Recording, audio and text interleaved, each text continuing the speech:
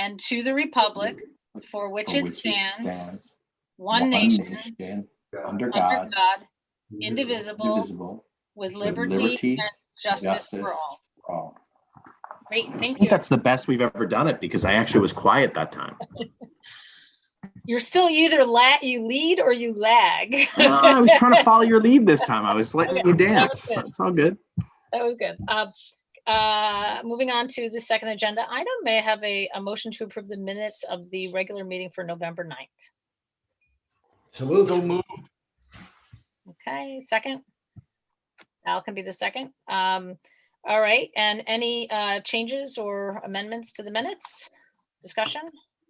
No? All in favor, say aye. Aye. Aye.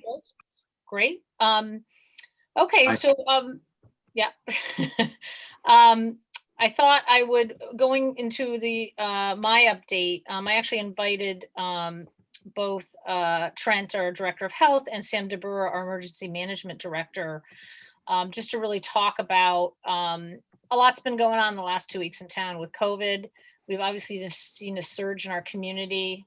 The schools have been impacted, and Daniel Hand has now gone to remote learning. There's been additional restrictions put on the state by the governor, specifically targeted athletic activities. And then Town Hall had kind of a mini outbreak with some employees being impacted by COVID. And so we took the extra measure of cautiously just having many employees as possible work remotely through December 4th. And so we could kind of get ahead of any additional exposure risks. So with that, I just thought it'd be helpful here, and we can take questions from the board as well. And if you can invite on Lauren, Sam, and Trent, so they could just kind of give an update and be available for questions about where things stand currently in town. Okay. They're already in. Okay, great. So maybe we could start with Trent. You were going to give an update kind of where we are and status report on our number of cases and situations that you're seeing currently in town. Yes. Hi, Peggy. Good evening, everyone. So currently, and this is Trent, Director of Health. Currently, we're at 328 cases. 31 of those are considered active. And we have a total of 4 clusters linked to those active cases. Or essentially, a cluster it's more than one person at a household. So 31 active, 4 clusters, and as you see, this is somewhat of a decrease in our active cases over the past 2 weeks. Previously, we were at around 50 active cases. We did have a little bit of an outbreak. It was associated with a myriad of things, small gatherings, some of youth sports, and just essentially known exposures to other confirmed cases. So, with that, contact tracing has been heavily tasked by the health department. We're continuing trying to reach, close contacts of confirmed cases whenever we get reported. We're routinely providing referrals to testing sites. Those have been backed up in Connecticut just because Connecticut did experience an uptick. As you guys might have also noticed, Madison has went up in the orange for Connecticut alert. And that would mean about 15 to 19 cases per week is that ratio, and that's given to us by Connecticut DPH. Peggy, I don't know if I left anything out, but that's the current atmosphere right now in Madison. And we just, please, if we remind everyone whoever's listening, if you do test positive, please give the health department a call so we can start the contact tracing protocol and process as sooner than later. One quick question, because that is a nice to see, obviously, that things have gone down over the last week. What takes a case from active to non-active? So what takes a case from active to non-active is if an individual who has tested positive for COVID-19 has successfully been 10 days either symptom-free or no fever without using any medication, or they were a close contact and they have successfully essentially quarantined for 14 days. Okay. And then are we relying on people to report back to you when they have achieved those milestones? No, so the milestones are, it's calls that are made intermittently during a positive cases or quarantine. So those calls are made by the health department and or DPH contact tracers who assist the health department right now. Okay, good to know. Any board members have questions for Trent? Trent, the 328 that you mentioned, that's cumulative for the past year? Yes, sir. How you doing, Bruce? But Peggy, I'm not sure if you were going to bring up any of the school cases. I know that we work very closely with Jean Ann. She provides an update to us every evening. I mean, I haven't, you and I haven't connected this afternoon. I know that they, I mean, there's not any change in terms of the status of the schools, is there? No, just currently, the school is, the high school is obviously distant learning. But we have currently 14 active cases or cases that are considered active in our Madison public schools right now. Right, which is also a reduction, I think, from what we'd had a week ago as well, right? Or at least from Friday, I think, from the Friday update. Right. So and again, Bruce, to that point, again, we are seeing a delay in the reporting system. So again, active cases, even though we have 31 on paper, I would average maybe 30 to 35. Mm-hmm. And obviously we are concerned about the impact of Thanksgiving. One of the reasonings behind this surge was Halloween. And I think that is something that between, people, just having parties or trick-or-treating together or whatever, we saw the surge really follow on Halloween. So that's why I think there's been such a proactive messaging at the state level, and also that we're trying to send forward to people to stay home and stay in small groups for Thanksgiving, so that we don't see another surge, 10 days from now after the Thanksgiving holiday. Trent, are you seeing, a surge with the college kids coming home? I mean, we know that a lot of college kids are coming home and not going back to their schools post Thanksgiving. Is there any trends there that we can sort of look at? Honestly, no. It was actually more so linked to some more like high school ages, than anything. So not really college students. In fact, those college students who do report positive, at least recently over the past 2 weeks, have quarantined at home or out of state. I mean, quarantined on campus or out of state. I mean, obviously they're going to be starting to come home for the holidays. Many of them, I think, I don't know, it depends on where they are studying, but they have to get tested before they come back to Connecticut, right? So for parents out there of college age students, let's just, make sure they understand that the behaviors that they followed on campus should apply to home as well. Because I know that the schools were really good at managing those things, and keeping kids in small groups and separated. And I know it wasn't fun, probably for a lot of them, as normally college is, but the idea being that let's try to follow those same protocols. And it's even more urgent because you're coming home with family members that might be at a higher risk than other students that you were encountering at school. So just a reminder to that. I know Scott is a parent of a couple of those kids. Yes, I do. Are assisted living and skilled nursing facilities faring in this most recent outbreak? I mean, I think we've, Trent, if you're still on, but we haven't had the same issues and concerns that we saw obviously in the spring. Because a lot of the nursing facilities, they have rigorous testing protocols now for employees, which they didn't have that capability in the spring. But Trent, I don't think we've seen any. I mean, there might have been one situation with that, but I don't know. You would be most up on this. Yeah, we've had, not for a while, but recently, within the past 2 months, there may have been 1 or 2 cases linked to one of those congregate settings, and the virus was contained. I mean, they do have more capacity for testing and surveillance at those facilities. So it's been pretty quiet, knock on wood. Yeah. Trent, as I look at the color-coded maps, it sometimes appears to me that Madison is doing as well as or better than many other parts of the state. Is that an accurate statement?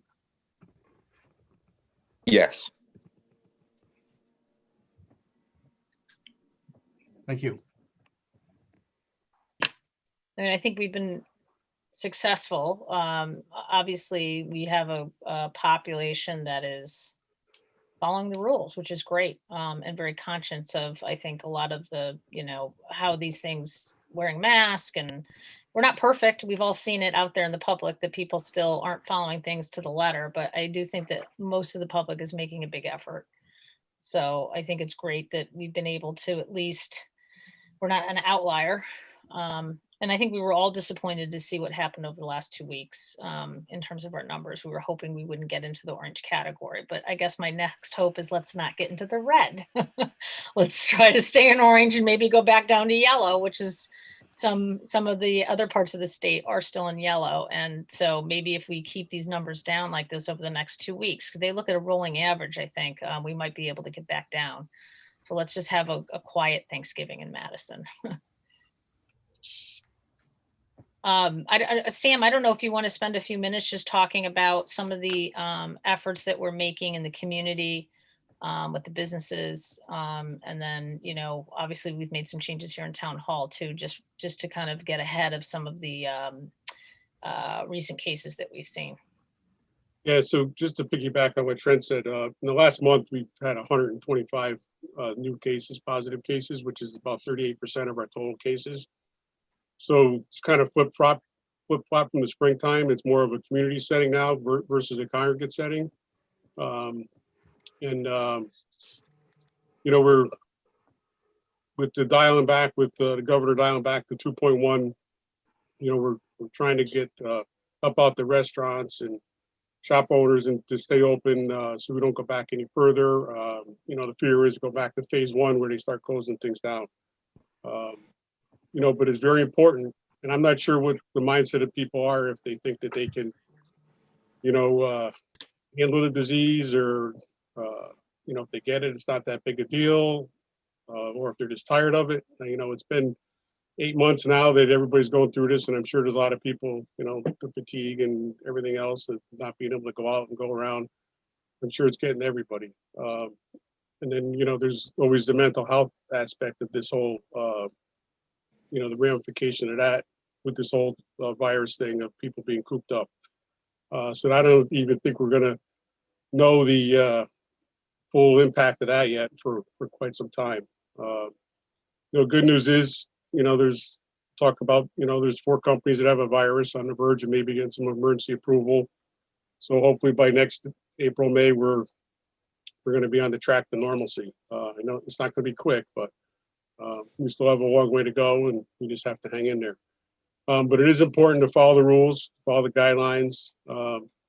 We are trying to set up with some new software that we just purchased. We're trying to set up an easier reporting aspect that would help Trent out.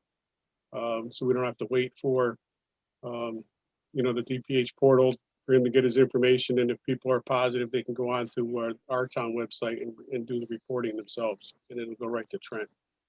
So we're working on that. Hopefully we'll have that up and running in the next couple of weeks. There's been a lot of comments about testing, not enough testing. So the state is putting an initiative on and trying to get more testing around the state. There was some talk about having to come to Hammonasset, but I believe right now that there's going to be a test site opening up in Guilford on the Guilford Fairgrounds next Tuesday. The state wanted to have it open tomorrow, but it's the logistics and getting all the trailers and the equipment there was impossible, and it might not even happen next Tuesday. The company gave the state a 2-week lead time, and they said no, we only got a week, so we'll see what happens. So hopefully it opens up on 11:30, and that's going to be a drive-through.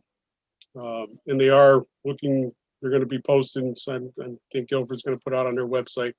They are going to be hiring people. to man the site. There's like a 1-day training. They do pay $16 an hour. So I forget the name of the company that's doing the testing, but it's a company. They have at least 5 or 6 sites around the state. I think one's in Colchester. And there's a few others that they run. So that's the biggest thing that they mentioned with the capacity of the testing is how many employees they have. So if they can get more people there, they can handle more testing. And then I forget what the governor said. I think they just purchased it at 3 million tests.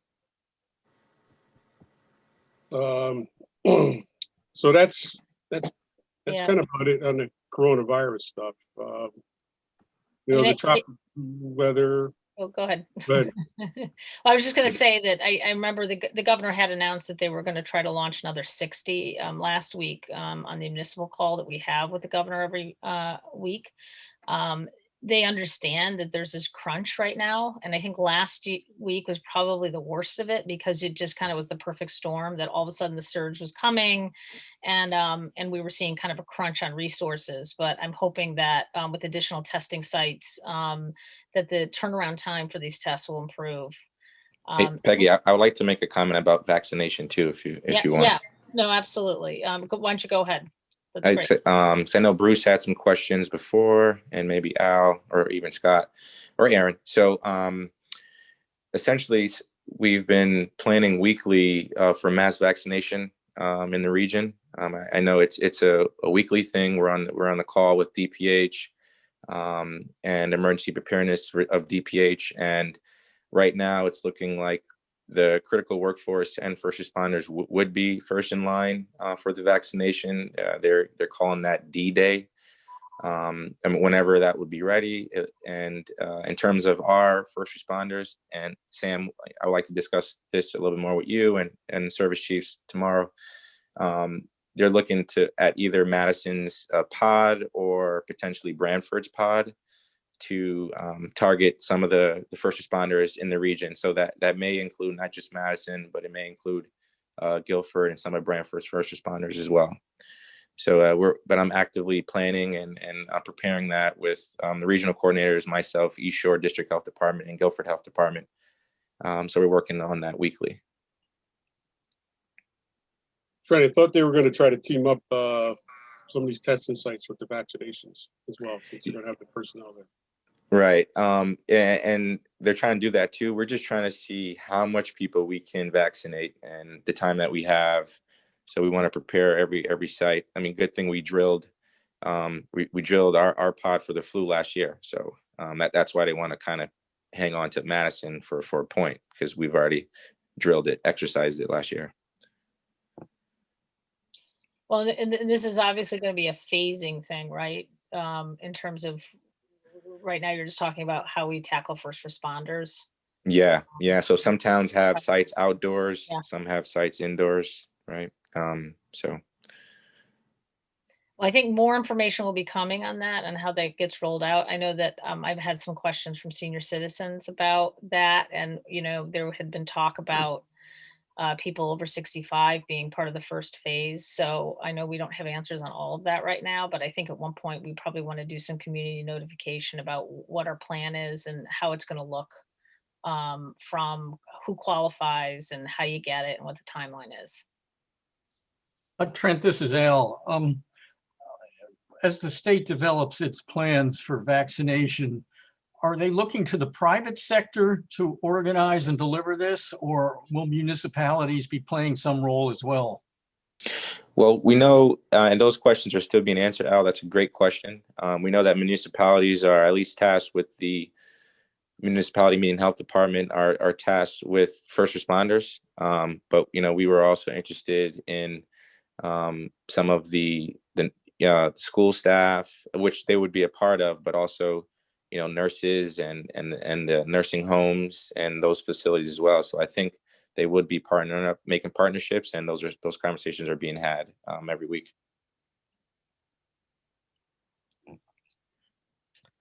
Okay. Well, I think on this note, you know, obviously, we will continue to communicate with the community as we learn more information. And you know, hopefully, you know, we're not going to see acceleration of what we've already saw. And I know they're predicting possibly peaks in January, but you know, that's part of how the public is going to react with the holidays, right? And following a lot of the guidelines. So keep our fingers crossed that, you know, we're able to not have to see that peak that they're expecting, and that maybe we can see this as our kind of status quo for a little bit at least. That's what I'm hopeful for. So And it's important that everybody adheres to the guidelines and wear your mask and maintain the 6-foot distance. You know, that's the only way we're going to curb this thing back. I mean, we did a pretty good job in April. I know people are tired, but they got to keep on going, got to keep plugging away. Sam or Trent, is there any conversation? I know this came up on social media and we may have sort of semi-covered this already tonight, but the notion of a Madison testing site. There isn't any. I think Guilford is going to be the closest. Right. Right now, I mean, we've had a conversation, Scott, myself, Peggy, Sam, and Middlesex, but I think right now the closest site would probably be Guilford right now. Okay, helpful. Thanks.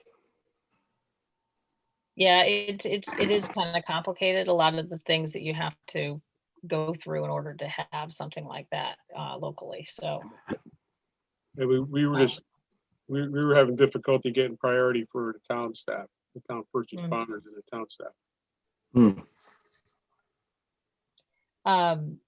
yeah, so we're working on all those things. All right, well, is everybody good for now? Any more questions? No?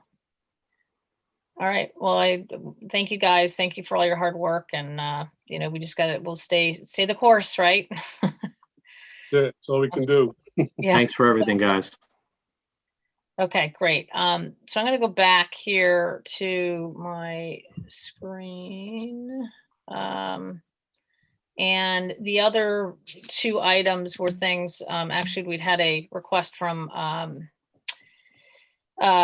one of our board members just trying to get an update on some of these studies as well as just projects. And obviously there's a lot of information, but I'll do a real quick overview on the studies. Right now we have kind of 5 studies looming out there or in process. One is the town facility study that has been planned for and was approved through CIP. That's a large and massive study that touches all our town buildings. It's a very broad brush study. It's in process, and we're hoping to get some sort of results back by the end of November or early December. And Youth and Family Services, I've talked about this before. This was something that was very focused. It had been requested by the Board of Finance to look at the service model for Youth and Family Services and how it compares to other communities, as well as how they interact with the school community. So that's undergone also, and we should be expecting a final report next month. The pavement study, I think this came in through just, we try to update our paving study. We use that as a guideline about what roads get paved. And it was time to update that and to, so that we're hoping to also get back in December. That might really just impact, you know, how we prioritize our road paving schedule and what we use on the roads and how often should we be repaving our roads. So this is kind of a refresher on what that had been conducted probably 10 years ago now, and it was due for an update. And then we have a study of all our town vehicles, which this was another study that had been requested by the Board of Finance. We've had a number of surprises this last year where we had some vehicles fail on us. And so this study actually will go through and make some recommendations about a replacement cycle and just talk generally how we can manage and plan better for these large ticket items that is tough to have kind of surprise and hit us during the middle of the year and having to do special appropriations rather than doing a more thorough replacement plan for the vehicles. And then finally is the emergency services kind of ambulance study. This was another thing that had been talked about a lot by the Board of Finance and through the last couple of budget cycles. This one got unfortunately a little slow going just because of the pandemic. It was difficult to kind of get our resources focused on it also, but to get some feedback from consultants. But we did get 2 proposals back, and we're going to be reviewing those RFP, those proposals, and then making a decision with the targeting some sort of expected completion, hopefully by March of next year. So that's kind of an update on those things that are kind of in the pipeline or being worked on currently. And then the next page is just, you got a very detailed, this is like everybody's eyes can cross over here, but this is a summary of some of the bigger projects, but you got a spreadsheet that just detailed what every department is doing from a project standpoint. And I actually had started having the departments track this for management purposes, and I was using it when we would have our senior staff meetings. And then it kind of got a little bit, behind because we didn't have, most of our senior staff meetings were focused on COVID and not on projects. But so I asked them to do a quick refresher. I think that's what you've seen that was sent out to the board that went department by department. And I just pulled up 3 of the kind of larger areas where we see large projects. So the Beach and Recreation Department, Public Works, and the facilities, town facilities. And then the ones in bold are ones that have actually been completed or very close to being completed. So despite everything going on, I think it's great that our staff has been able to successfully get some things done, some infrastructure or CIP projects completed. That includes Rockland Preserve Playground, which was done earlier this month. It just needs some fencing to be finished. The Surf Club grounds crew building, that was completed. There's down, if you look down on under Public Works, the Texas Pond Walkway is pretty much done. I think they were waiting to install some other things and some landscaping, but pretty much most of that is completed. And the Bradley Road pedestrian improvement, I'm sure many of us driving through town have noticed that, and that's getting close to completion. So that just kind of highlights some things that we're finishing, and then it also highlights some of the larger projects and kind of what status they are. Obviously, this whole list, anything that's large that deals with CIP, is something we'll be spending a lot of time on talking about in December. Like I said, I just kind of pulled some of the larger projects and summarized them here. So I know, Bruce, you had requested this, so I don't know if this gives you a good idea of what you were thinking of, but certainly we're trying to keep a running list by department, and that's something that certainly could be circulated to the board, on a fairly regular basis, so you guys can just see where things stand on projects. Yeah, no, I think that's great. When I made the request, I was really thinking about just getting ready to do my homework as we begin the operating budget, and to get my arms around where everything was. But I think from a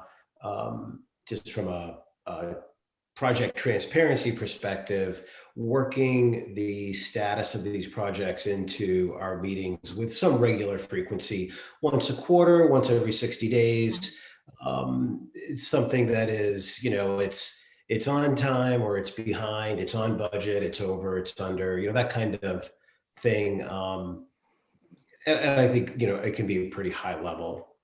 Yeah, and I think from, like I said, that my hope is we're supposed to be doing this for our senior staff on a monthly basis anyways. And some of the things I learned is some of these things that were actually supposed to have been done the previous year through CIP, but there are reasons that things get delayed. So I think it's good to start following that,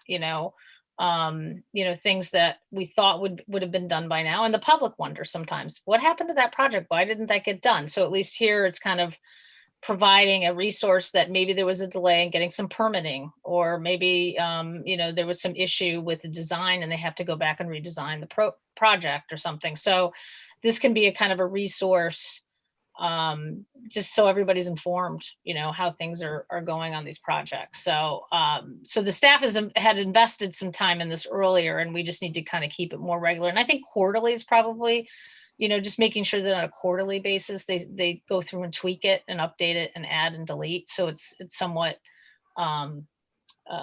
timely, versus stale.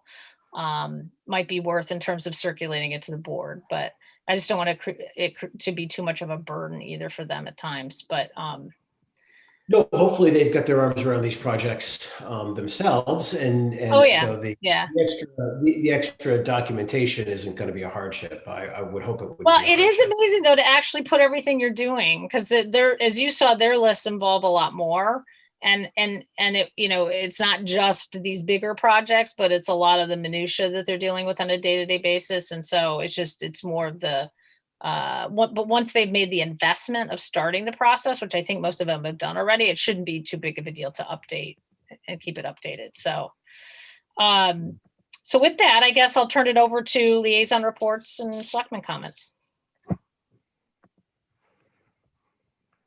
Anybody have anything? I know it seems like it was really recent. We had our last meeting. I don't know if this time is flying by, but I guess it was 2 weeks ago. But I guess I can talk about the Board of Finance. There was really not too much to report. There were some comments about providing the Board of Selectmen some views on the budget, where they feel that the budget should be, you know, coming out from us, and so just so we have an understanding of what their expectations might be. So they did mention that they were going to be providing something like that to us, recognizing the fact that we really are the start of the process. So we obviously are going to be putting forward what we feel is the right operating budget to move forward with the town. But they did talk about that a little bit. And I don't think there was really too much, you know, they just were approving some of the things that we've been kind of approving. Any other updates? No? I have a short report from the police commission. We have an intersection in town which the police commissioners feel needs further study by the Connecticut Department of Transportation. It's the intersection at exit 62 from I-95, where the Hammonasset Connector and Duck Hole Road and New Road and the I-95 ramps all come together. It's a very challenging intersection for many motorists. The police commission has formally requested that the State Department of Transportation have another look at analyzing that situation to see whether further signage, road markings, and or signaling is indicated. Okay. I know that has been a topic even when I was on the police commission. So so I'm glad that they're making the formal request, because I know the other one was exit 61, which we had made a request. I don't know if we ever got anything back from the state on that, because that's another one that I think is problematic at times. But anybody else? No? Yeah. I do. Yeah. I have a quick one. I'm not going to read a long thing tonight, I promise. So in terms of the library, I attended the library board of directors meeting on the 16th. There's going to be some 3D VR tour of the library that Bob Hubbard is going to be sponsoring. So that was pretty exciting. In terms of stats, visiting the library, there are about 50 to 60 people per day, which I thought was interesting.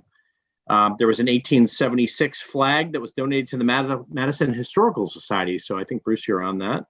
That was pretty exciting. And then Giving Tuesday is on 12/1 with a goal of about $2,500. So you can, I guess, text to donate to the library. And then I attended the day after our Board of Selectmen meeting on the 10th of November, the Board of Education meeting. And I think the most important note there was Chairwoman Katie Stein has stepped down from her chairmanship and is passing the torch to somebody else on the board. And I think, you know, just it's opportune for us to say thank you to somebody who served so well and with such heart and kindness and fortitude through this process, bringing a new superintendent to the school, you know, all sorts of, you know, opportunities to improve our school system. I think her contributions cannot be, you know, I think they cannot be, you know, I think we need to make sure that we, certainly suggest that Katie's contributions have been considerable. So I can't get to my words tonight, clearly. So.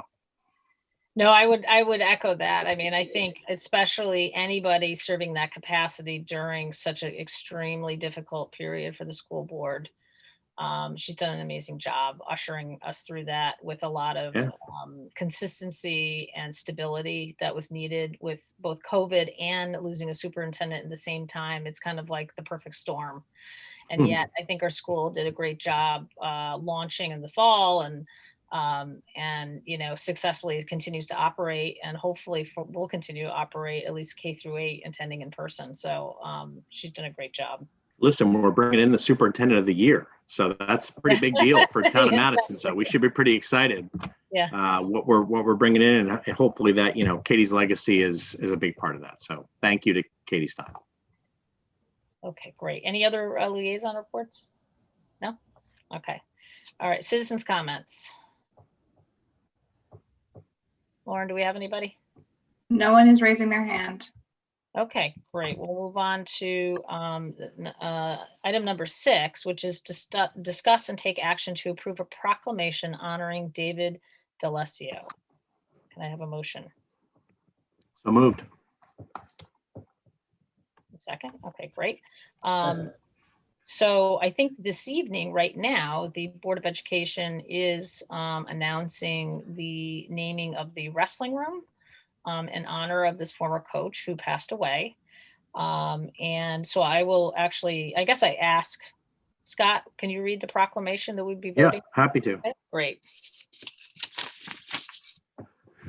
So here's the proclamation for the Board of Selectmen. So whereas David D'Alessio was a lifelong resident of Madison, who has had a tremendous impact on the town, especially with his contributions to the wrestling community. First having wrestled for the Tigers, winning a Class M championship as a senior, and helping hand win the 1982 Class M title. And whereas David D'Alessio worked with the Hand High School Wrestling program for more than 30 years, and was the Tigers head coach for 20 years, 1988 to 1998, 2003 to 2010, and 2020, leading the Tigers and teams to 10 conference championships and the 1995 Class M championship. And whereas in 2015, David D'Alessio was inducted into the Madison Athletic Hall of Fame with his contributions both as an athlete and coach, who was named Wrestling Coach of the Year 6 times by the New Haven Register and voted by his peers as Coach of the Year twice. Whereas David D'Alessio dedicated his time off the mat to teaching science in Madison Public Schools for 29 years. And together with his wife, Diane, instilled the same Madison pride in his children, Andy and Haley. And whereas his legacy has been honored with the Coach D'Alessio Wrestling Foundation that will invest in wrestling programs in Madison so that young men and women have opportunities to grow and learn with what Coach D'Alessio provided over the years. And also in the dedication of the Coach D's room, the wrestling room in the Polson Gym. Now, therefore, we, the members of this board, hereby unanimously acknowledge the contributions of David D'Alessio and extend their condolences to Diane, Andy, and Haley D'Alessio, done this day, the 23rd of November, 2020, in the town of Madison. Great. Thank you for reading that. Certainly an incredible member of our community, dedicated teacher, and just a great example to all the people in Madison and the kids in school. So with that, all in favor of voting in favor of this proclamation as read by Scott Murphy, say aye. Aye. Aye. Okay. And I don't know if anybody else had any words they want to share. But I'm eager to see the room. I understand that they're taping I have never been in the hand wrestling room, so it will be my opportunity to see it. But our condolences to the D'Alessio family. But it's a wonderful legacy to leave on with our community. So thank you. Just one quick thing. Peggy, if you wouldn't mind. So I had an opportunity to coach with Dave DeLessio in the softball arena with my daughter and Haley. Haley was one of my players. And I have to say, Dave DeLessio was one of the most selfless, kind individuals that I've ever had the opportunity to coach with. He was just such a tremendous asset on the sidelines, would give absolutely anything to the kids, and was a coach always. And I was so proud to know him, and so proud to have an opportunity to spend that time with him and to get to know him personally. He will be missed. Yeah. Well, thank you for sharing that very much, Scott. So we're fortunate to have people like that working with our kids for sure. Okay, well, I guess we'll move on to, that's a tough act to follow, I will say. But moving on to a presentation from the Water Pollution Control Authority on a facilities plan and downtown sewer study. So I would like to invite Tom Hansen to join us, who is the chair of the Water Pollution Control. Transition to Mr. Hansen, by the way. I know. Yeah, I was going to say, you got to. Or Tom. And then I know Mark Aaron, and then it looks like somebody Not else easy. from the commission is also joining. So, hi, Tom. How are you? And Mark? There we go. I'm good, Peggy. How are you doing? Good. Hope everybody's healthy. Hey, Tom. Yes, so far. So fingers Good. crossed. Good. And before I begin, I just wanted to acknowledge a couple of other Water Pollution Control Authority members who are sitting in, Mark Aaron. Yep. And Peter Pastori. There may be others joining us, but they're more than welcome to chime in and respond or ask questions or move the presentation along as they would like. What we're here for tonight is in response really to the Selectmen's request for a little bit more information about the facilities planning for wastewater disposal in Madison and what's often described as the sewer study for the town of Madison, meaning downtown Madison. So in your packet tonight, I think you have a little 3-page presentation, which is kind of a Q&A approach towards giving you some more information about both of those projects. And I would just like to walk through them if I can. Lauren, you can put them up if you like, but it's up to you if you want to do that. Tom, now that you're a panelist, you can actually share your screen for the I can? presentation. Oh, yes. We'll give that a shot. See at the bottom, that big green button. Okay, at the bottom, the green pin. It says share screen. Yes, share the screen. Okay. And that would be, I believe this. Is that doing it or? Yeah. No. You have to select it, and then at the bottom right-hand corner, there's a blue button that says share. You have to hit share again. Okay. Let's just check this out here. Share.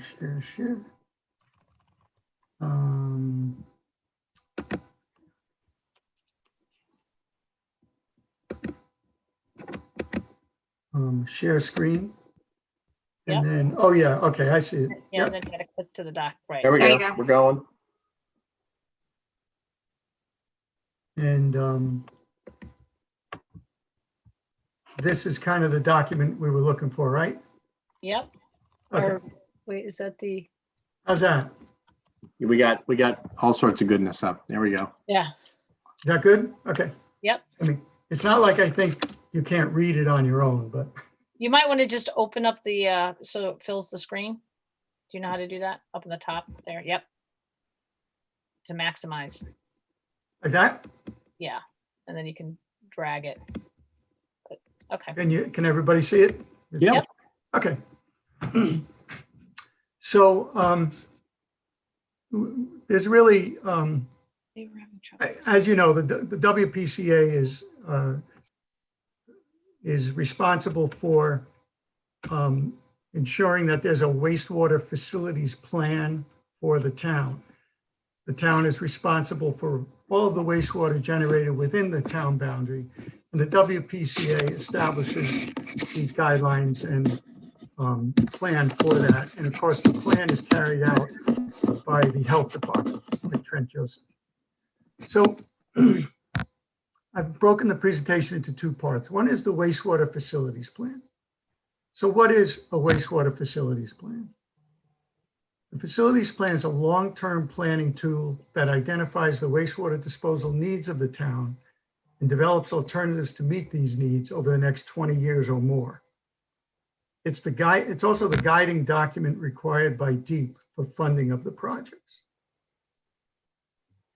So it's a planning tool. It looks forward, much like the POCD or other planning studies. It lays out how we're going to do things in the future and how we want to manage the wastewater. So what is Madison doing now? Well, Madison completed a facilities plan in 1981 and recommended a sewer avoidance approach. And with few exceptions, Madison relies almost exclusively on individual septic systems for wastewater disposal. The health department issues permits and requires periodic inspection and pumping of the septic tanks. So that's our present day plan. And it's administered very ably by Trent and his staff. The question is, why do we need to update our plan? Madison WPCA has identified conditions that may create community pollution problems in the future. We need to address these issues and plan for the future wastewater disposal needs of the community. The town's plan of conservation and development recommended this update, and DEEP expects us to update our plan. So what conditions are we talking about?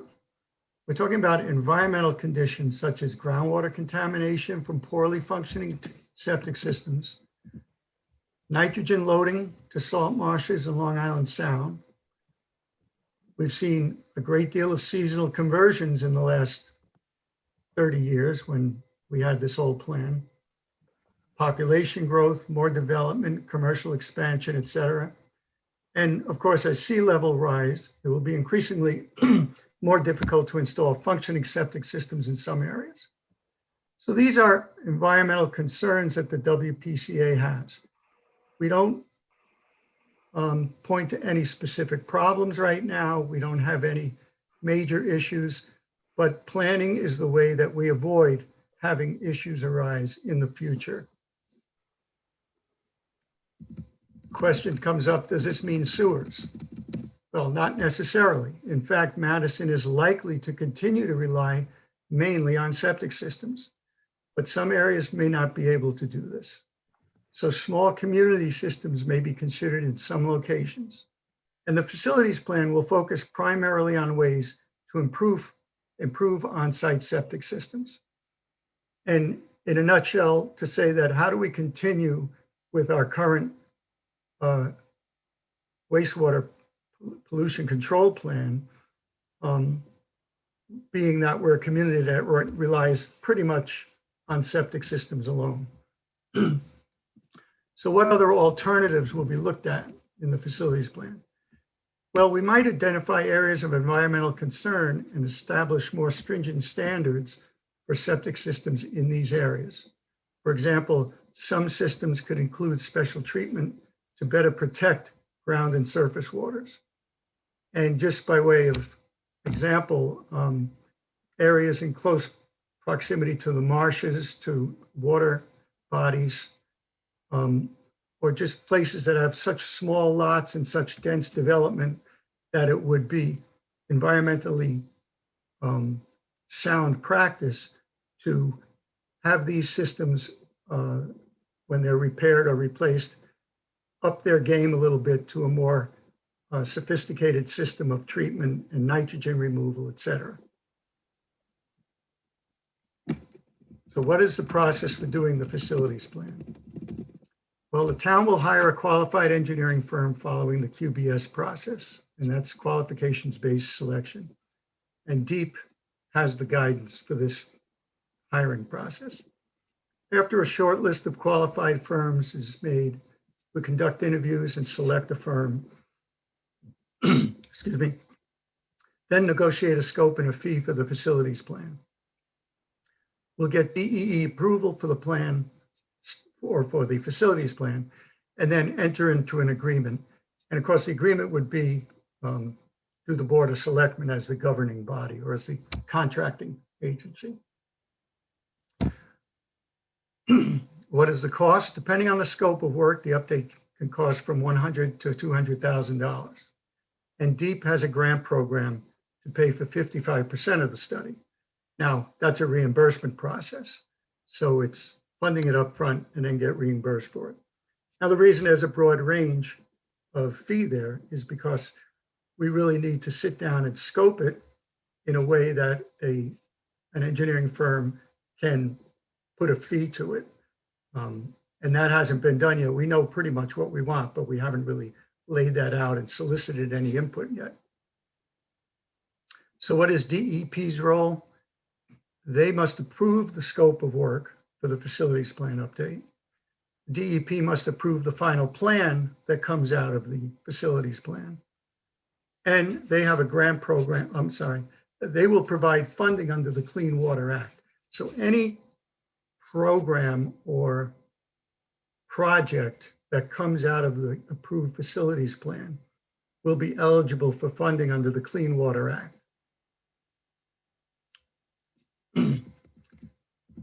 So what does the WPCA recommend now? The town should allocate funding for the plan. Town can begin the process of interviewing prospective firms to get a better idea of the scope of work and cost. We have a draft RFQ and other information on our website, on the town's website. But the bottom line here is we want to make sure that the selectmen understand that the project needs a funding source. I believe Peggy and the WPCA have had discussions about how this should be presented to finance. Is it part of the capital improvements project, or is it set aside for planning studies, what have you?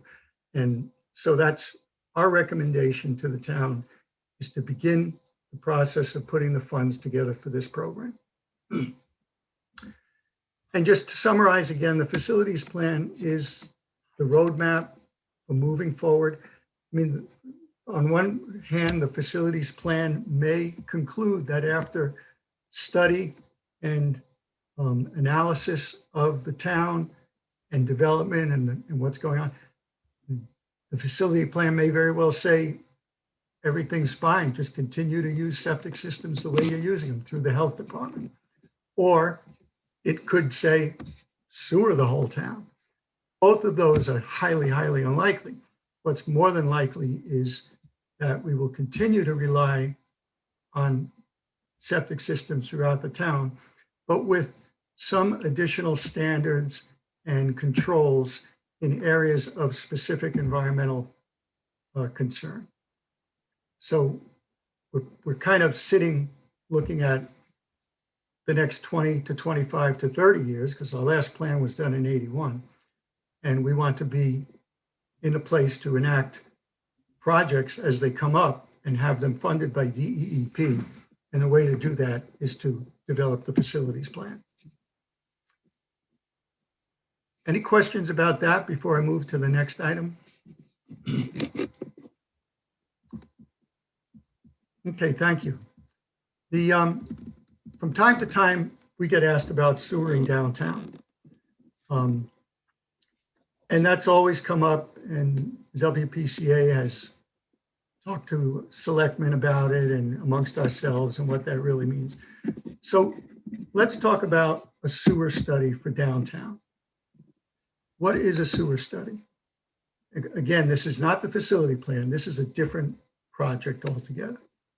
Sewer study for downtown Madison would identify the service area, develop design flows, look at treatment options, disposal sites, and cost for the design and construction of sewers in the downtown area.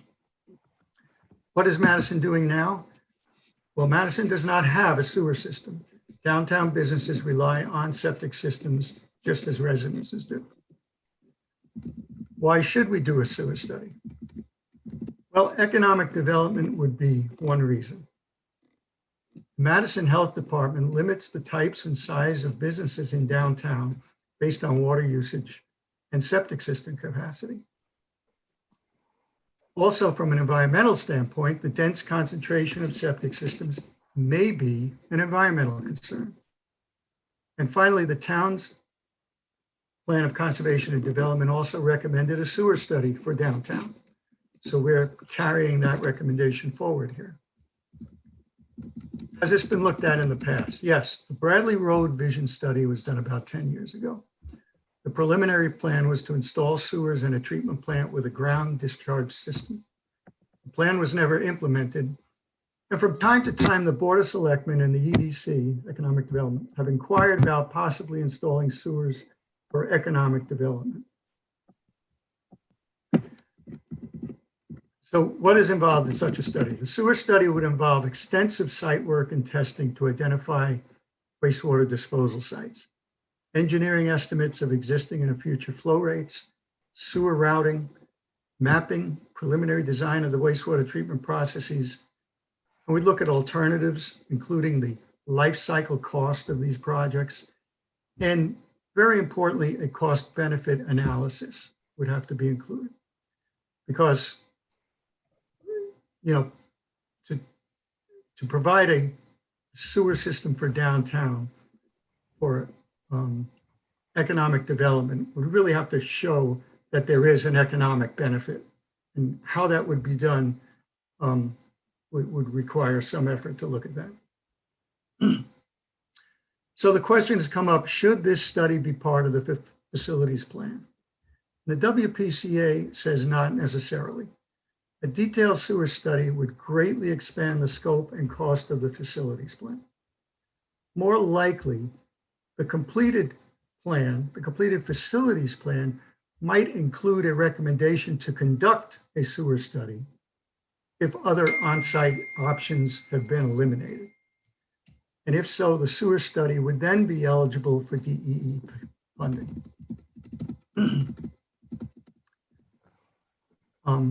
And I just want to interject here that from the WPCA's perspective and DEEP's perspective, economic development is not a driver for sewers.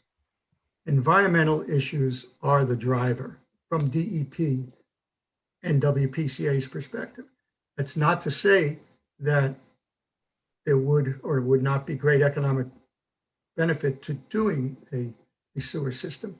It just falls outside of the area of focus for the WPCA and DEEP. Having said that, when we do the facilities plan, we will include the downtown area in our assessment of the environmental impact of continuing to rely on septic systems. And from that, we may open other avenues of study. So what's the process for doing a study? Well, no, I skipped one here. Other concerns, question mark. Sewers and treatment plants are very, very expensive. Other shoreline towns that have recommended sewering in their facilities plan as an alternative to poorly functioning septic systems have not followed through on the recommendation because of public opposition to the cost. And in doing so, they fail to implement their approved plan, and then they risk losing the DEEP funding for all of their plans. So that's just a word of caution about jumping into a facilities plan update and thinking you're going to develop a sewer system from it. It's just going to, as I say, take all the air out of the facilities plan, if that's the case. But that's food for thought. So what's the process for doing the study? Well, the town will hire a qualified engineering firm following the QBS process also. After making a short list, a qualified firm conduct interviews and select and negotiate a scope and a fee for the study. What's the cost?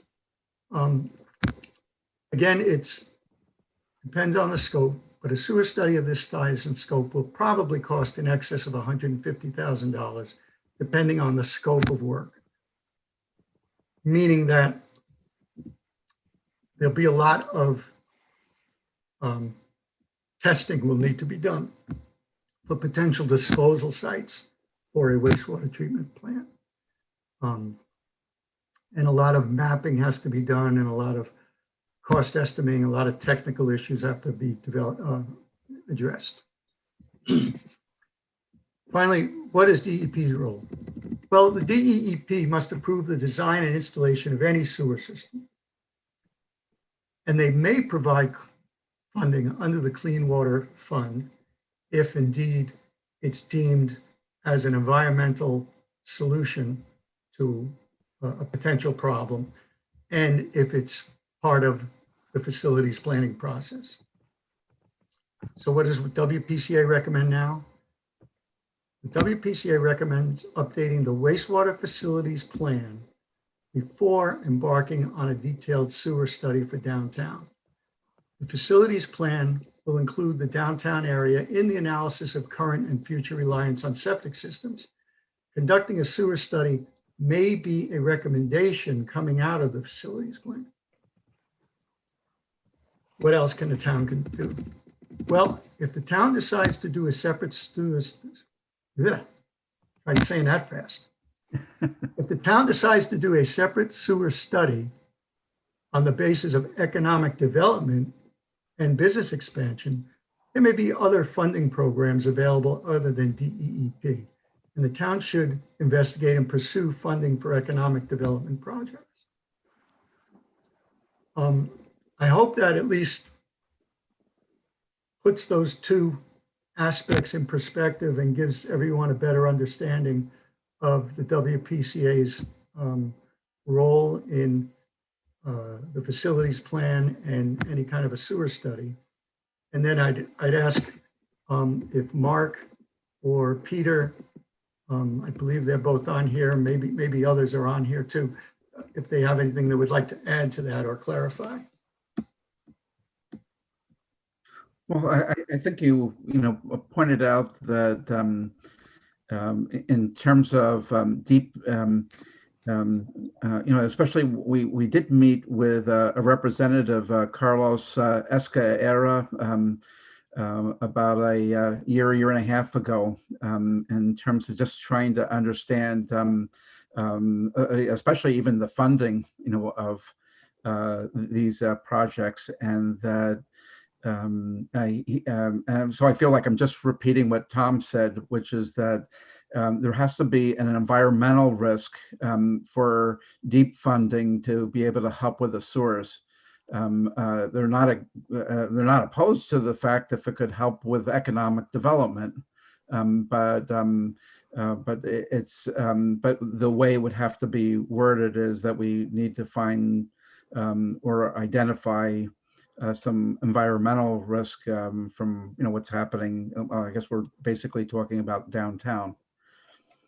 And Very well the put, other Mark. Yeah. things, that we've certainly have talked about is that the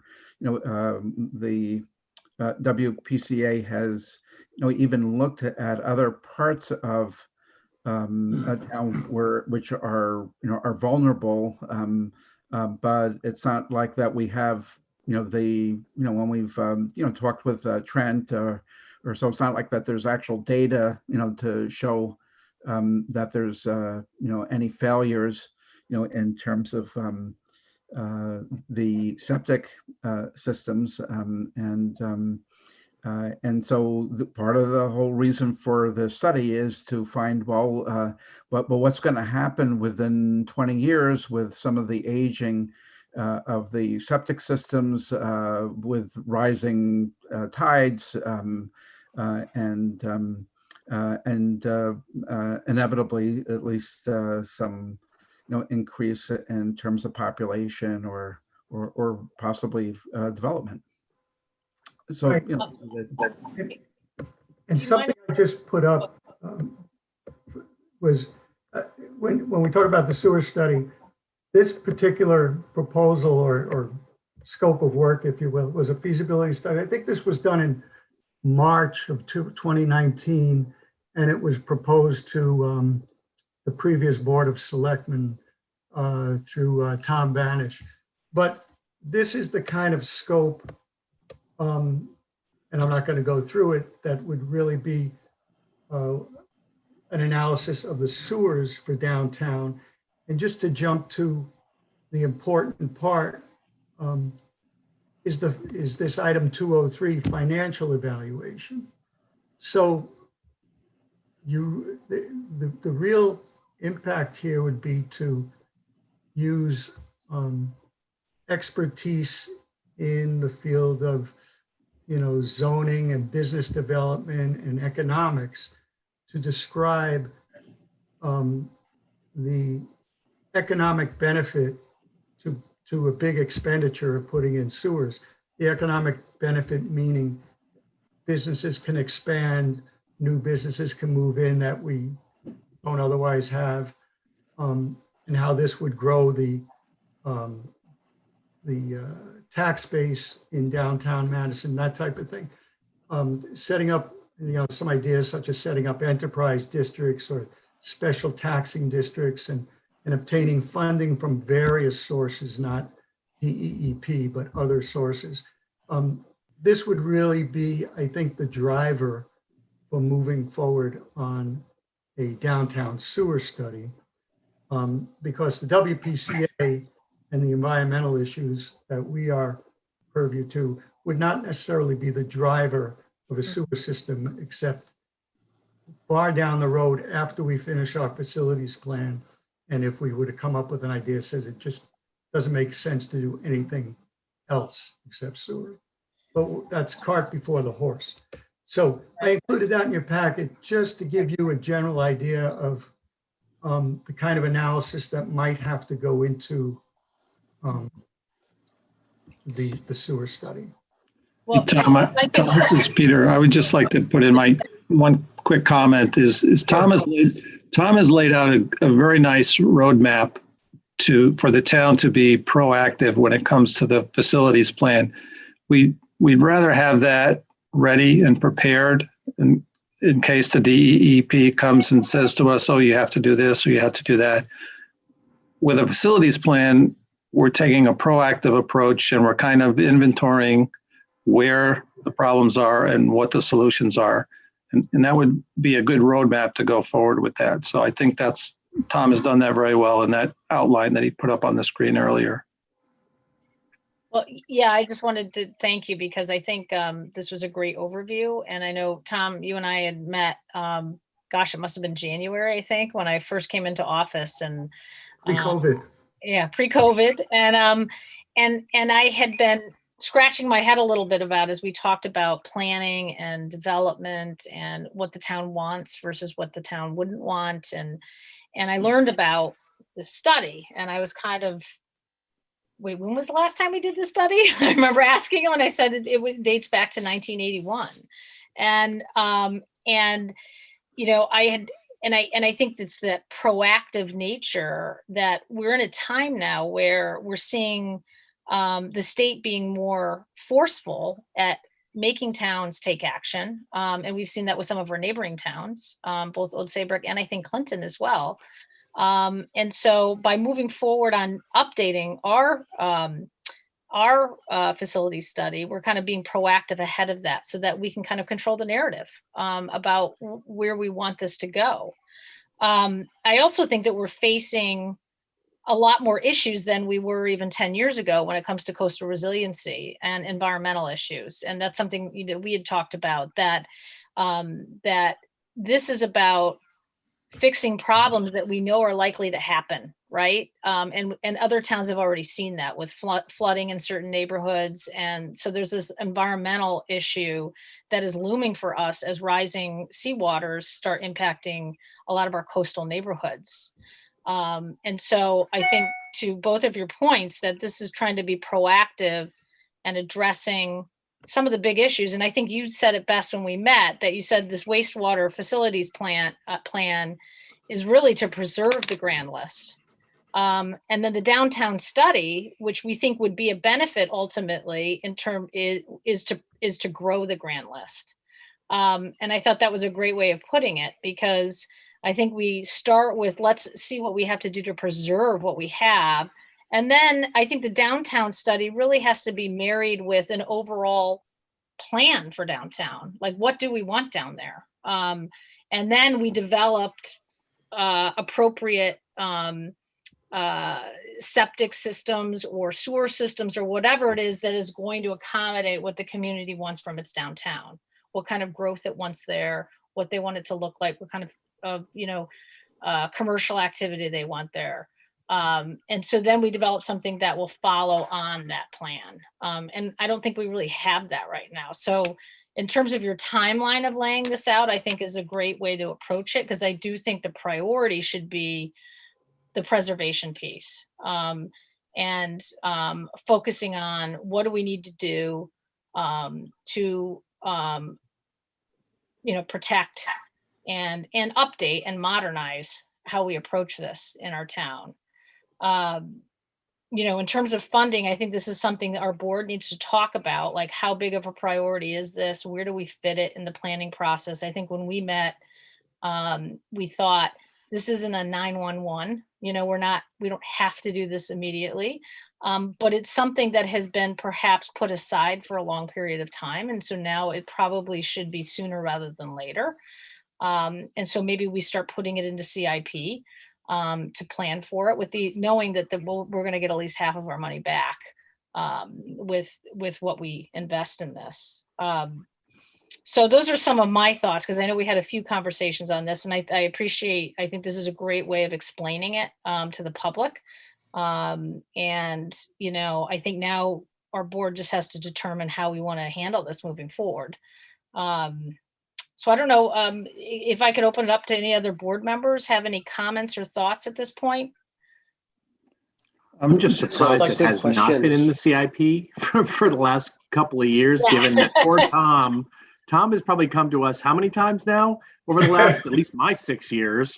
It's at least every other year to have the same pitch. So I think, we owe it to Tom and the WPCA to at least put it on the CIP for sure. So I'm fully supportive of that. Another benefit of the plan is the avoidance of consent orders. I mean, some of the other small towns around Madison have had to undertake some facilities because they were under a consent order from the state. I mean, we certainly don't want to be in that position. No, I think that's an important point. We want to, make decisions for ourselves, right? And be ahead of it rather than having to deal with some sort of mandates that come down, perhaps.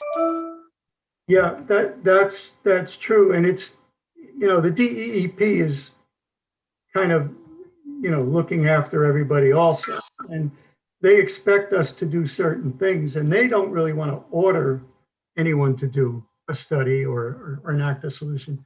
They want it to be our plan. And that's what this would be. This would be our plan, the town of Madison's plan moving forward. It doesn't have to have anything specific other than DEP's consent that it's a reasonable plan at a reasonable cost and will solve any potential issues of pollution. And how we go about doing that is our decision, and it will be made through our facilities planning effort, not through a regional plan or a mandated study or anything like that. And is it true that I think we're the only town on the shoreline that hasn't done an updated plan since the 80s? I don't know if that's true. I don't know when Guilford's was last updated. But Clinton is in the final stages of completing their plan right now. Old Saybrook has it. Westbrook is also in the final stages of completing their plan. And not to get into, I don't know that much about any of those other plans, but I think we learn a little bit from looking at those towns, because public acceptance is critically important to the plan. So moving through it, it has to be affordable, reasonable, practical, and workable. And that's going to be our marching orders, if you will, in developing our own plan. I'd like to thank the WPCA for putting together a presentation which is very understandable. And I appreciate how organized you folks are in putting this together. So many Madison residents treasure our environment here in town, and it seems to me this is the kind of infrastructure project that really does need to be moved sooner rather than later to protect that which we love about Madison. And so I hope that the CIP process after tonight's discussion chooses to accelerate the timetable that we have for funding this thing. And Peggy, I'm not sure, do we as a selectman need to send a signal to CIP? I think the big question, normally something that's not in CIP needs to be submitted in July and it has to be in year 5. And I think that a signal that, you know, we try to get this in, if anything, we could add it in December with a more accelerated timeline. I think if we're supportive of it. You know, we had to submit CIP July 1st, and with everything going on, you know, we just didn't have the ability, Tom and I didn't have the ability to connect and get this kind of presented to the board and everything before that. So it just got put on hold along with a lot of other things this summer. But I think we all felt that if you don't, it just needs to get on the radar, you know, so it doesn't get forgotten, or and I know his group has not forgotten it, obviously, but so that we find the appropriate place for it. And I think it belongs in CIP, and I think we should look to add it. And maybe this is a discussion, you know, with our CIP members, but maybe we make a recommendation that it does get added for some sort of funding, a savings account over a period of time starting this next year. You know, even though it's out of cycle. So I would advocate that this doesn't belong in the CIP. This is a planning activity, not a capital improvement, and that we accommodate a budget for this in our planning operating line. I don't see any harm in giving the Board of Finance through the CIP or directly to the Board of Finance the heads up that we're considering a study of this magnitude, but this is not a capital project. This is a planning project. So I don't think we need to worry too much about getting it into the CIP right now. I think in our operating budget is a more appropriate place. I do have a question for Tom, and thanks. This is eerily familiar to the other presentations that you've made over the years to us, if not identical. And if I'm repeating myself over the years, I apologize in advance, but is there anything in the facilities plan that obligates us to the sewer study downrange? Or said differently, is there anything in the execution of a facilities plans that obligates us to a sewering plan in the downtown area? No, Bruce, that the answer is no to that. The facilities plan, for example, the facilities plan that was done in the 80s recommended a sewer avoidance, is what they called it at that time, sewer avoidance approach to wastewater management in the town. So there's no requirement that it recommends sewers. I think the DEEP will look to include some analysis to say if a certain area of town, be it the downtown business district or some other area of town,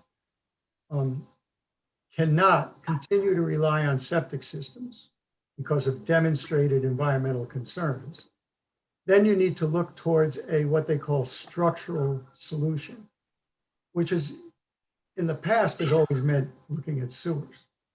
But that the non-structural and the structural approaches have kind of, the borders between them have kind of become a little fuzzy in the past 10 years or so.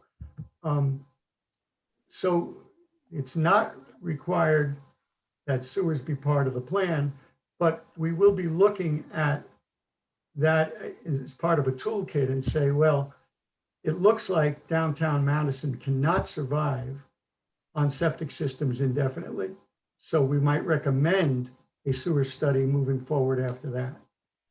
Or maybe some other alternatives. You know, there may be some options we can use. We don't have to use sewers. Maybe we can do some other approach. And a facilities plan may be able to lay out 2 or 3 different alternatives for a certain problem. Yeah. And I think this is an important, I'm sorry, Mark, go ahead. Okay, yeah, I was just going to point out, not having the technical background as Tom and Peter, they've helped me understand that, there are these other alternatives to sewers, like even having community septic systems. So if we do identify in the some of the there's been talk in the past of worries about some of the more dense areas in town that was that are close to the coast, that they can actually have their septic systems dealt with through even a neighboring field or so, where it doesn't have to be just in that area. And that's would be, and Tom was giving me an example of my goodness, we even have a septic system under the Daniel Hand High School, under the parking lot.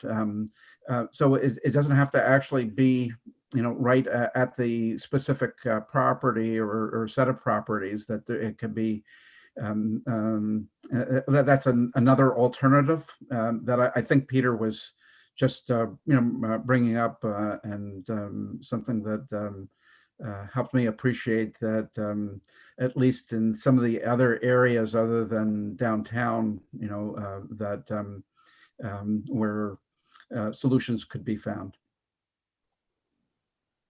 And Bruce, I think it's important. Go ahead.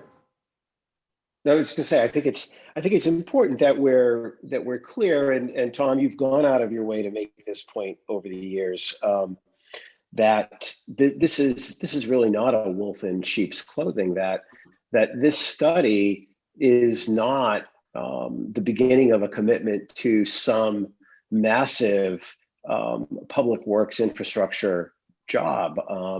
That and I think that's been a bit of the fear that if we start asking this question, we're going to be afraid of the answers. And the reality is that the answers are coming whether we ask the question or not. It's better we get ahead of them and get an understanding of it, and have a way to describe to the community what we need to be doing over the next couple of years. And like you just did, go out of your way to say, look, there are other alternatives for wastewater mitigation and management, and they don't all involve a sewering system.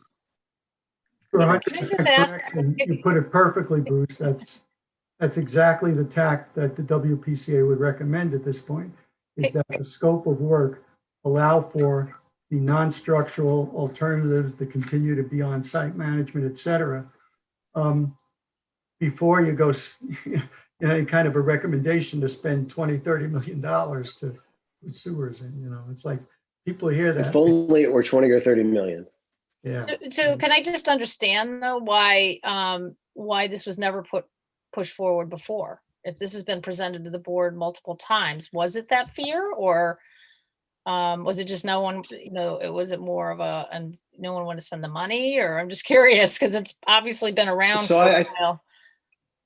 Yeah, I don't think it was any one thing. every year. It was a little bit of everything. It was people were afraid of a bill that or a project that may be tens of millions of dollars, and how to pay for that. It, as you said, was not the fire that was burning the brightest in any one fiscal year. Tom is incredibly restrained when he comes to us and asks for money. He's not It pounding the is table maybe- like he should be, right? maybe a little too balanced in the information he gives us, and so Okay. yeah, they Well, I I think think- simply put, Peggy, it's Yeah. prioritization. Yeah. I think that's really what it was, is it came down to prioritization Well, and and I task get, force. and that's my point with putting this into CIP versus the budget, because I think this would be a nasty thing in the budget, and it's also reimbursable, but it's a reimbursable item, right? So you'd Yeah. be absorbing the cost. So I feel like it would be better through the planning reserve account or something, and we can talk more another time about how to accommodate this. It isn't a 911 as we talked about, but to me, it's more important to just have it have it on the radar, so to speak, and have okay, over the next 2 years, if it's 2 years or 3 years, or maybe it is a year ultimately as we go through this, that we just bite the bullet and do it. I think we have to assess this relative to all the other needs that we have this next fiscal year. But I think it's, I think it's good that we push it forward. We have a timeline. And as we know, a lot of things in CIP can get pushed out again, but at least it's there and it's part of the debate and the discussion. Because we also have to do a coastal resiliency plan. I'm learning, I sat down with our planner as well as with our finance director recently to talk about all the different studies that have either been, are things that we need to start focusing on, or things that maybe have been pushed off to the side for a while. And we can see the list that I put up earlier in this meeting, ones that, had been pushed aside for several years. And so we're trying to just get them done now. And I put this on this list as well, because this to me is an important piece for all our future planning. It's going to be important for the coastal resiliency plan, and it's going to be important for any kind of downtown plan. Because, without addressing this issue, we're kind of stuck in the mud, so to speak, in terms of the downtown. So I think, we'll be talking more about this, Bruce, as we go through the budgeting process again and how we want to fit it in there. And I take your point on, should it be a budgeted item that we get done quickly, or is it something we put into CIP? But I guess it sounds like the message to the WPCA is that we will move this forward and get it into the planning and budgeting process now. Well, thank you, Peggy. And I think the message coming back from WPCA would be the sooner the better. So, that's where we are, right? Right. And to respond to something you said before, why do these things move along in drips and drabs? Don't forget, WPCA is, 5 individuals, and we work with Trent very closely. And we always have an agreement on what's the main important thing to do, how should it be presented, things like that. What we've come to is a consensus of this presentation here tonight. And we continue to have discussions among ourselves, exactly what we think the DEEP may require of us, how we would respond to that, et cetera. So we're giving you the benefit of our best guidance. I hope that you will see it as that and run with the projects accordingly. And as soon as the money can be made available, we would be happy to assist you in running the project. Okay, great. And please don't take it as a criticism of your group. No, I didn't think it's very diligent on this for many years. Oh yeah, no, I'm just saying, there's a whole WPCA there that has been working on this. All right. Well, I appreciate all that. Unless any board members have more questions, I think, to be continued, but you do have an assurance, it sounds like, that this will get somehow cemented into the future planning process. So. Thank you. Okay. Thank you, Peggy. All right, great. Thank you. Thanks, Tom. You have to unshare. Thanks, Tom. All right. Thanks a lot, guys.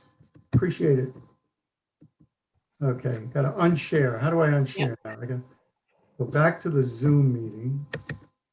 Let's see, unshare. Help me out with this, Lauren.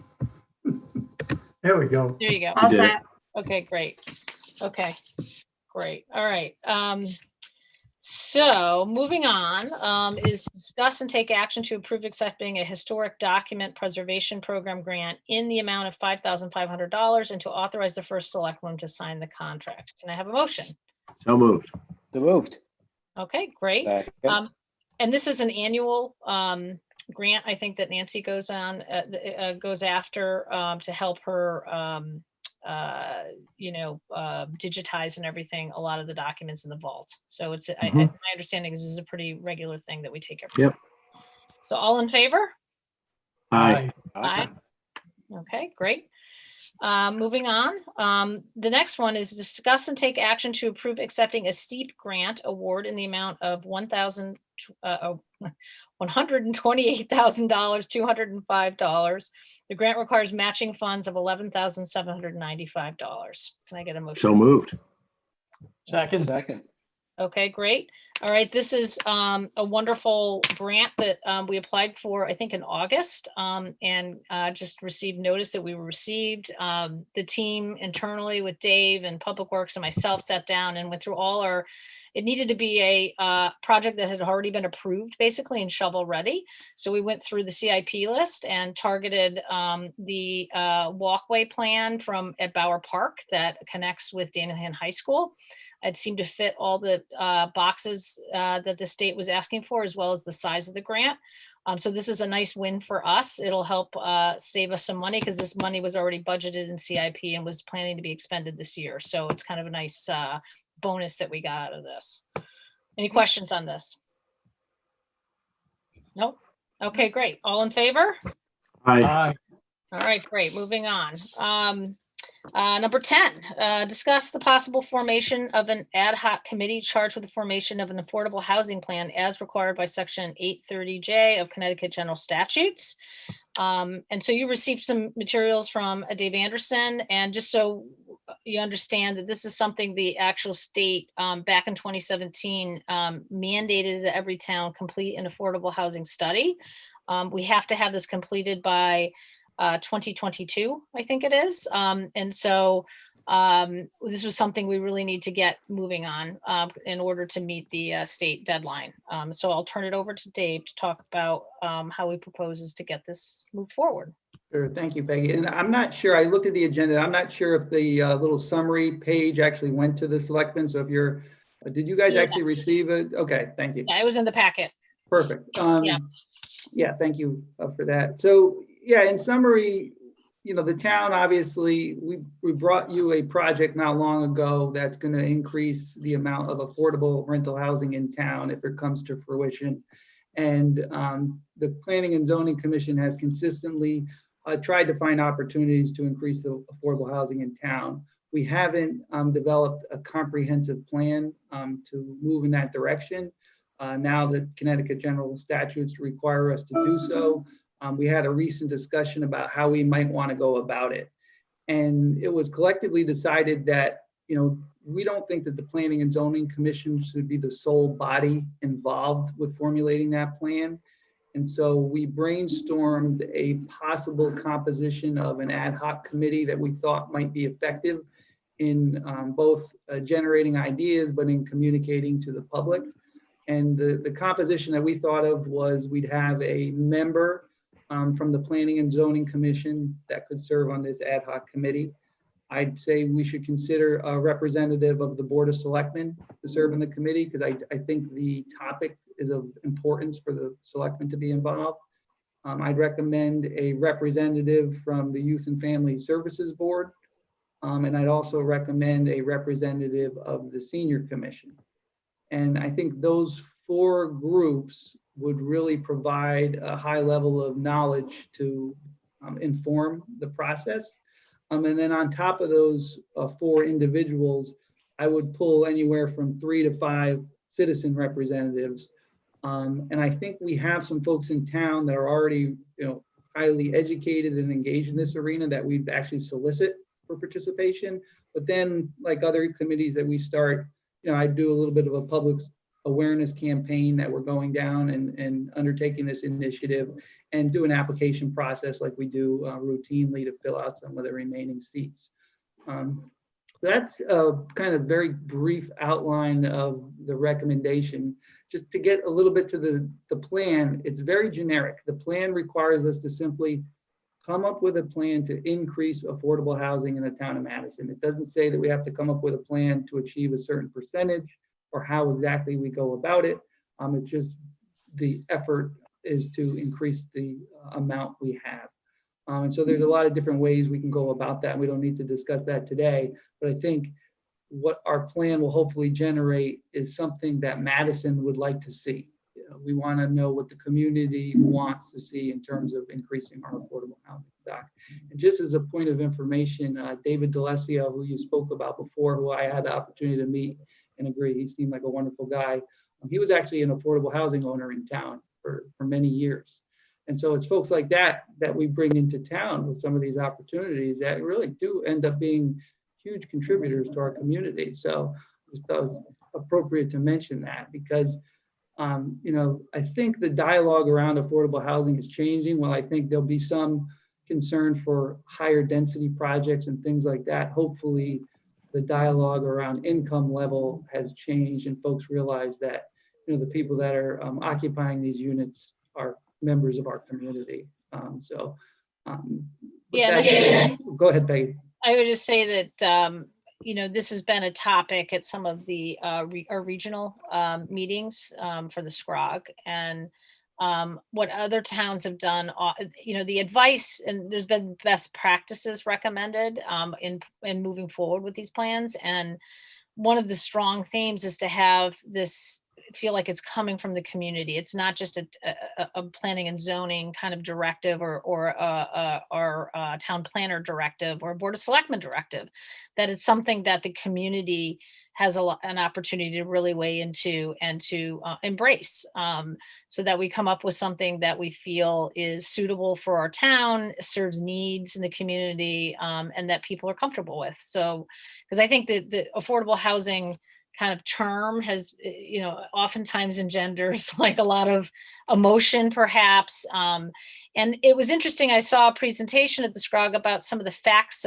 behind this. And this is where I think educating the community also, what is affordable housing? What does it mean? What do these projects look like? What are the density levels?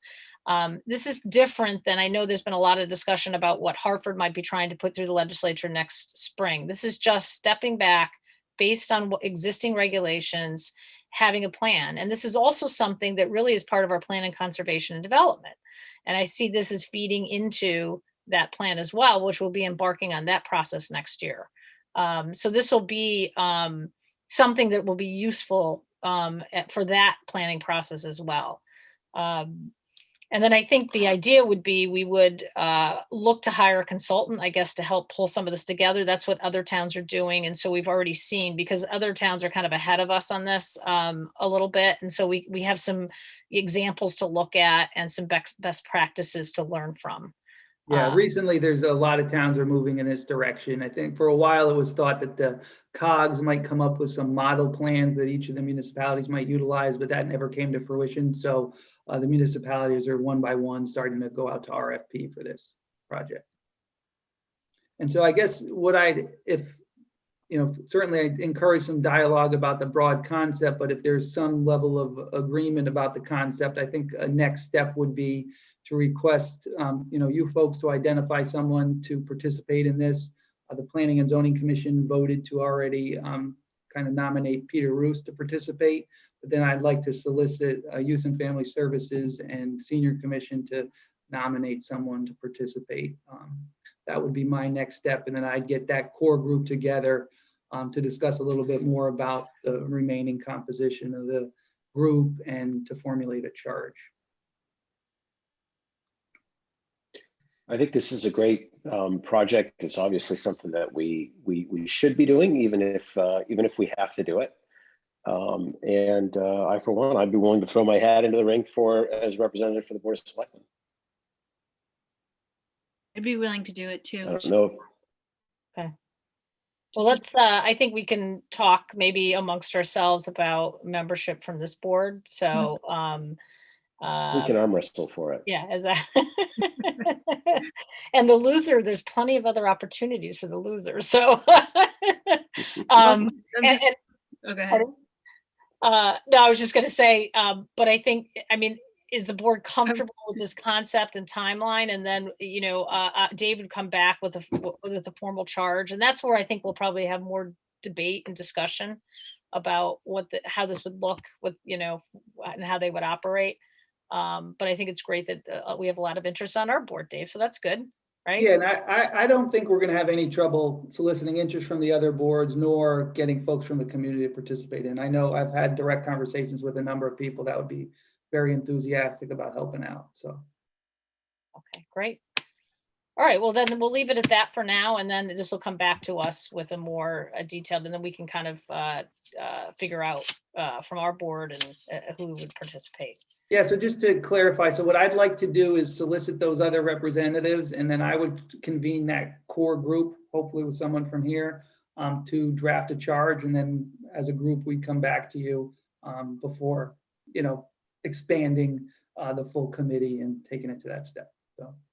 Okay, great. Erin, did you have something else? I didn't mean to cut you off before. Oh, You? no. I'm Okay. good. Okay. Yeah, I'm good. All right, great. All right, thank you, Dave. Look forward to moving that one forward. Another study. And another committee and night meeting for me. And another committee. So excited. You could make it a morning meeting, David. Yeah, I was gonna say, you don't have it tonight. Well, my nights are filling up, so I think I might have to do mornings or weekends. I don't know. What else is there to do, Dave? I don't know. If I can have a couple beers while I'm meeting, I'll do it on the weekend. Yeah, you could do a lunch meeting. All right, great. We'll move on then. Next item is discuss State of Connecticut Executive Order 9H update to town meeting procedure. So, so this is basically just for the public's understanding, is trying to create two things. One is to try to create members of the public to actually be in person at committee meetings, creating a format that would be considered acceptable under the state of emergency right now. And then secondly, it would be coming up with a format that would work for a town meeting, where we would require voting at the meeting. And part of this pandemic, we've been kind of stuck. We can't have a town meeting because of the gathering restrictions and meeting restrictions, actually, that the governor has put out through executive order.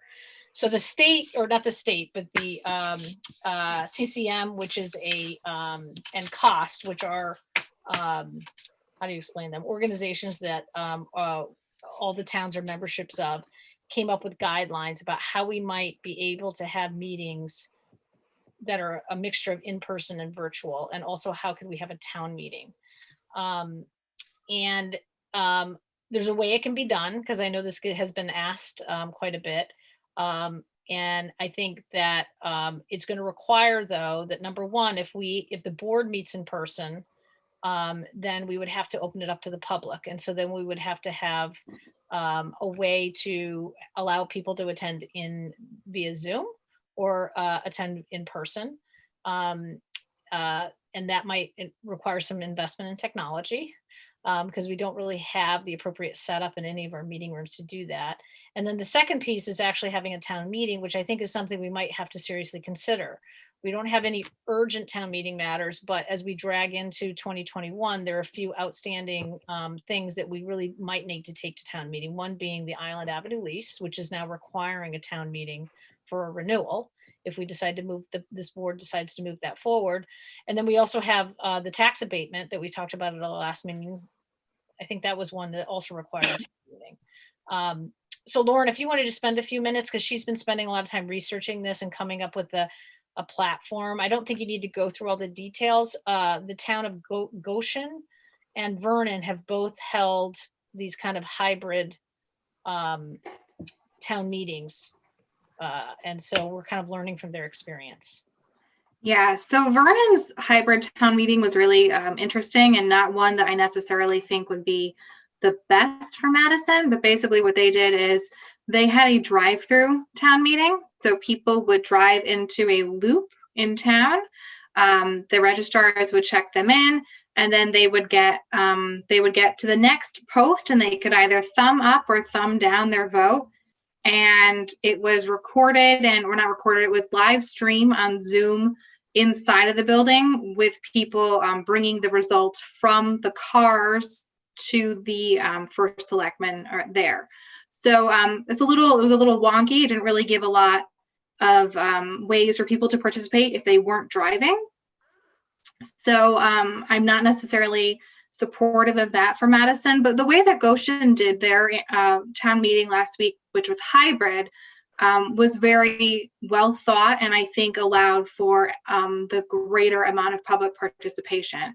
So they did allow some in-person voting. They had it in a room that was big enough to allow a certain number of people, and the in-person was capped at the capacity in order to maintain social distancing.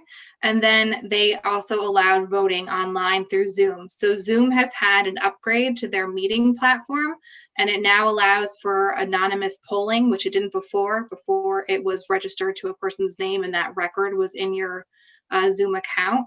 So we would be able to take advantage of that now and allow for some in-person voting and then some voting via the Zoom poll feature.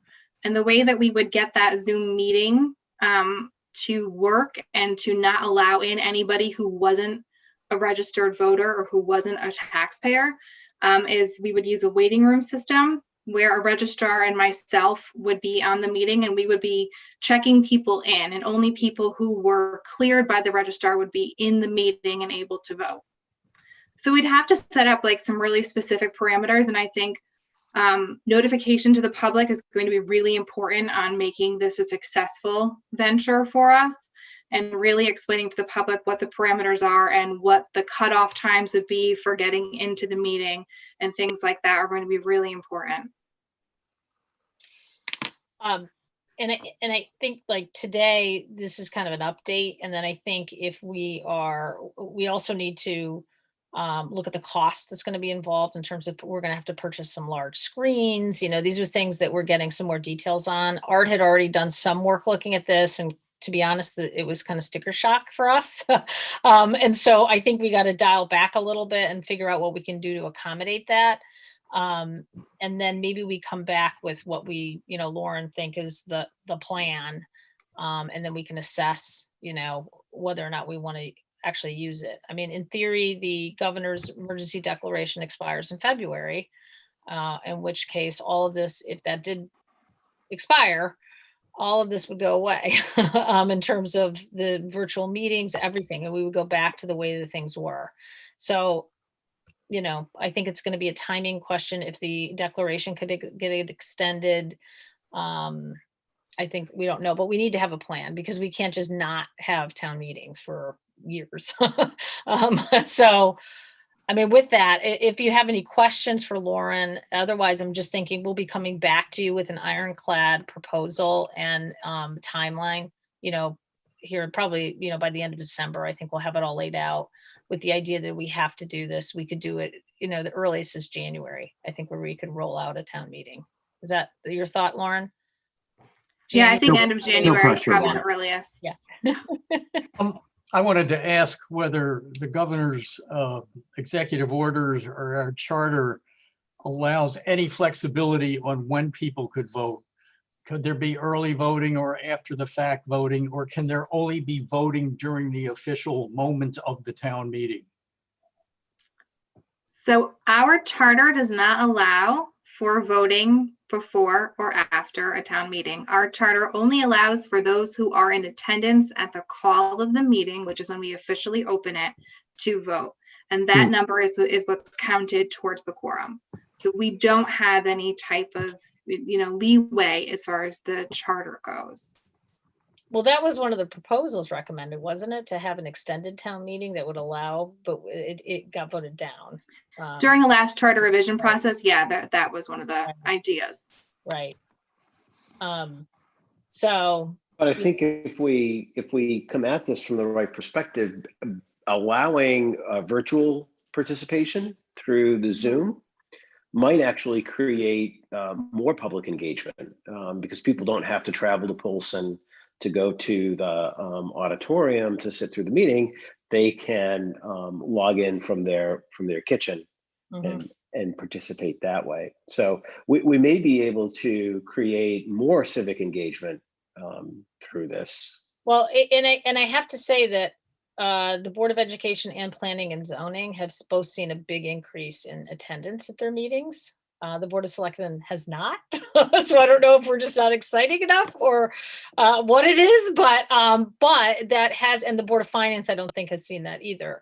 But you're right. It is, if people are rallied around a cause or an issue, this is going to definitely allow for greater participation. And it's something that as we go through the charter review, we have this experience now to learn from about making changes to the charter. I will say the game changer for us was that Zoom could do the anonymous polling, and that was where we were struggling with how do you vote anonymously remotely. And so we were trying to come up with all these different things. People drop ballots off, but then it got into this timing issue because of our charter. So this upgrade creates an opportunity now for us to really make this happen. Word on the street is the Dave D'Alessio induction, whatever you say it.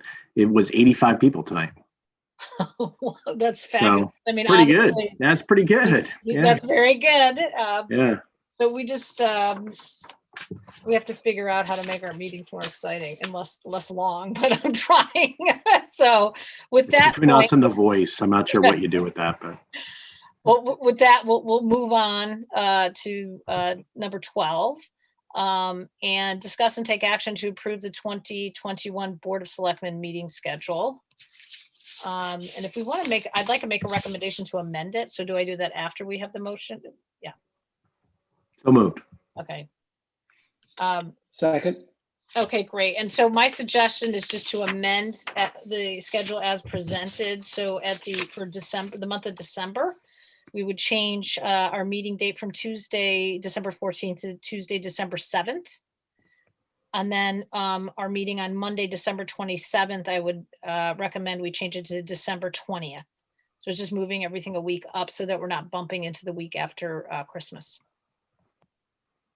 So if And the 7th is in the morning, or the 8th, whatever we're doing. Yeah, that's the this is for 2021. I'm not talking about this year. I'm talking about 2021. Okay, got it. Yeah, this is the schedule that was sent for next year at the very bottom. And all it's doing is pulling it forward a week so we don't bump into that week. So if everybody's good with that, I guess all in favor of the amended Board of Selectmen meeting schedule as amended by me, say aye. Aye. Aye. Aye. Okay, great. All right. So that, and then Lauren will just update that. Next thing is discuss and take action to approve the fiscal 2021-2022 budget workshop schedule, which actually, we shouldn't have any budget workshops to worry about. Okay, so can I get a motion, please? So moved. Okay, great. And any changes or questions or issues? Everybody got these dates down and you're fine with it? Okay. All right, all in favor? Aye. Aye. Okay, great. Got that done. Number 14 is, can I get a motion to accept the resignation of John Michael Parker from the Youth and Family Services Board? So moved with gratitude. Second. And congratulations. Great. Yes. Congratulations to John Michael to moving on in bigger and better things. And we'll be dealing with all these different vacancies in December meetings because we've got a lot of moving parts on the boards. But all in favor of accepting the resignation with regret, say aye. Aye. Aye. Aye. Okay, great. Thank you. Number 15, can I get a motion to approve the refunds in the amount, tax refunds in the amount of $4,253.33? So moved. Second. Okay. Second. All in favor? Aye. Aye. Aye. Okay, great. And finally, citizens' comments, if anybody's left. I haven't watched. I will allow Fran Brady to speak. Citizen comment, okay.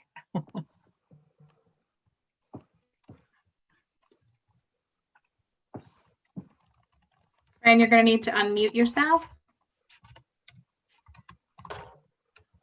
Sorry, it took a little while. There it is. Can you hear me? Yeah. Great. No, just a couple words of congratulations. First, I'm really impressed by the focus of the first select woman and the board, the entire board, and the director of health, Trent, on the COVID pandemic response. You guys are doing a super job. I just wanted to commend you all on that. I don't think you guys hear that enough, so I wanted you to hear it from me. Second, I know this is the Chamber of Commerce and the town, but the lights downtown are beautiful and very uplifting. And I do suggest, though, that you go further next year and add more lights so that we can be a true Hallmark movie town. I'm partly serious with that. I think it could attract a lot of people. The third thing I wanted to mention was that I read the WPA proposal. I thought it was very well written, and I'm in full support of it. So I hope you guys do find a way to put it through.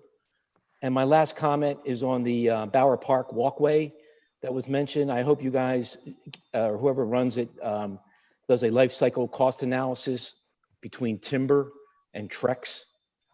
Unlike the one by the CVS, I think if we do a proper long-term analysis, Trex might be better for us without any maintenance costs, and it might last a lot longer and save you in the long run. Anyway, that's my 4 comments. Thanks a lot. Thanks, Fran. Yeah, thank you very much. I appreciate it's nice to hear some good feedback sometimes.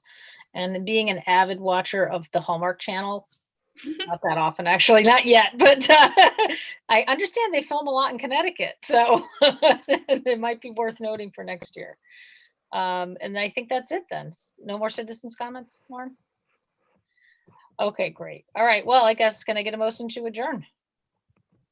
So moved. Okay, great. I just want to wish everybody a great Thanksgiving. Enjoy the time. Yes. And enjoy the time with your families. We all need a break. So thank you very much. Good night. Bye.